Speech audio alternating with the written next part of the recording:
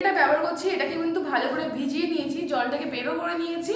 তো দেখো এটাকে চাপলে কিন্তু এখনো জল বেরোচ্ছে। তো যেহেতু জল বেরোচ্ছে, এরকম একটা ড্রাই টিস্যু নিতে হবে, সেটাকে কিন্তু ভালো করে এরকম ভাবে জলটাকে যাতে মানে জলটা যাতে শুষে নেয়, তো সেভাবে কিন্তু এরকম চাপতে হবে যাতে এক ফোঁটা জল যত এখানে না থাকে, বিউটি ব্লেন্ডারে না থাকে, এমন ভাবে করতে হবে।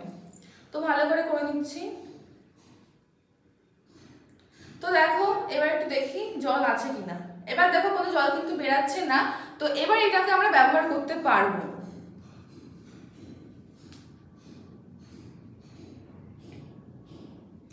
যদি এর মধ্যে জল থাকে তাহলে কিন্তু যখন তুমি ব্লেন্ড করবে তখন কি হবে, তখন মেকআপটা কিন্তু উঠে চলে আসবে ব্লেন্ডারের সাথে।